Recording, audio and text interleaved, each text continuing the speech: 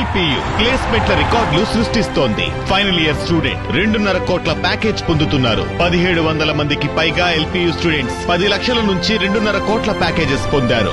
విద్యా విప్లవం ప్రారంభమైంది లవ్లీ ప్రొఫెషనల్ యూనివర్సిటీలో.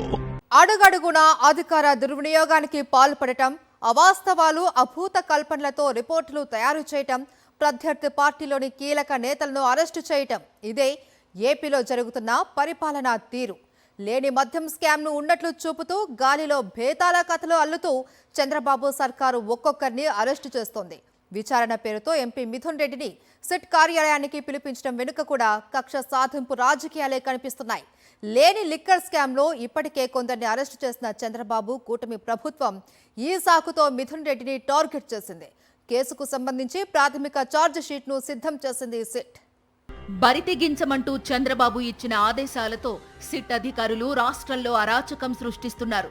తమ ప్రభుత్వ ఉద్యోగులతో పాటు సొంత డిపార్ట్మెంట్కే చెందిన కానిస్టేబుళ్లను వేధించి తప్పుడు రిపోర్టులు తీసుకుని వైఎస్సార్ కాంగ్రెస్ పార్టీలో కీలకమైన నాయకులందరినీ లేని లిక్కర్ స్కామ్లో ఇరికిస్తూ పైశాచిక ఆనందాన్ని పొందుతున్నారు. ఇప్పటికే 11 మందిని అరెస్టు చేసి జైళ్ల పాలు చేసిన సిట్ బృందం తాజాగా ఎంపీ మిథున్ రెడ్డిని టార్గెట్ చేసింది. ఆయనకు నోటీసులు ఇచ్చి విజయవాడలోని తన కార్యాలయానికి పిలిపించింది. న్యాయాన్ని, చట్టాన్ని పూర్తిగా నమ్ముకున్న ఎంపీ మిథున్ రెడ్డి విచారణకు హాజరయ్యారు. నిజానికి సోమవారం నుంచి పార్లమెంటు సమావేశాలు జరుగుతున్న నేపథ్యంలో దానికి హాజరయ్యేందుకు ఆయన ఢిల్లీ వెళ్లారు.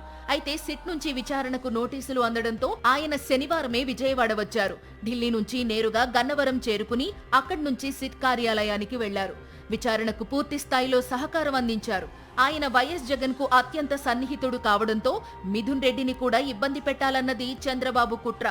వాస్తవానికి గత వైఎస్సార్ కాంగ్రెస్ పార్టీ ప్రభుత్వ హయాంలో అమలు చేసిన లిక్కర్ పాలసీకి ఎంపీ మిథున్ రెడ్డికి ఎలాంటి సంబంధం లేదు. అయినప్పటికీ పార్టీకి చెందిన ముఖ్యమైన నాయకులందర్నీ ఈ కేసులో ఇరికించే కుట్రలో భాగంగానే చంద్రబాబు సర్కార్ మిథున్ రెడ్డి పేరును కూడా చేర్చింది. తాను చెప్పినట్లు తలూపే ఐపీఎస్ అధికారులతో ప్రత్యేకంగా సిట్ బృందాన్ని ఏర్పాటు చేసి వారి ద్వారా వరుసగా వైసీపీ ముఖ్య నేతల అరెస్టులకు తెరతీశారు. ఇప్పటికే అరెస్టైన 11 మందికి అదనంగా తాజాగా ఎంపీ మిథున్ రెడ్డిని కూడా ఈ కేసులో ఇరికించారు. దీనిపై మిథున్ రెడ్డి స్పందిస్తూ ఈ అక్రమ కేసులపై న్యాయ పోరాటం చేస్తామని, చంద్రబాబు బెదిరిస్తేనో అక్రమ కేసులు పెడితేనో తాము భయపడేది లేదని ఆయన స్పష్టం చేశారు. ఈ కేసు పూర్తిగా రాజకీయ కక్షలతో పెట్టిన కేసు. ఇది నిలబడే కేసు కాదు.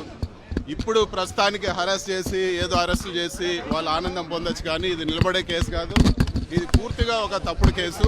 సో దీని గురించి ధైర్యంగా ఎదుర్కొనేదానికి సిద్ధంగా.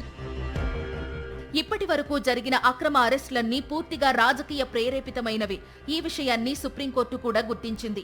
కేవలం ఒకరి వాంగ్మూలాన్ని ఆసరాగా చేసుకుని వేరొకరిని అరెస్టు చేస్తామంటే కుదరదని గతంలోనే సుప్రీంకోర్టు రాష్ట్ర ప్రభుత్వాన్ని హెచ్చరించింది. పైగా పోలీస్ కస్టడీలో ఉన్న వారి వాంగ్మూలానికి ఆమోద యోగ్యత లేదని కూడా తేల్చి చెప్పింది. అయినప్పటికీ ప్రస్తుతం ప్రభుత్వం చెప్తున్న లిక్కర్ కేసులో మొదటి నుంచి జరుగుతోందిదే. ఇతరుల వాంగ్మూలం తీసుకోవడం, వైసీపీ నేతలను అరెస్టు చేయడం అనే పాలసీ ప్రకారం కథలు నడుపుతున్నారు. తెలుగుదేశం పార్టీ కేంద్ర కార్యాలయంలో తయారయ్యే స్క్రిప్టు ప్రకారం ఈ కథంతా నడుస్తోంది.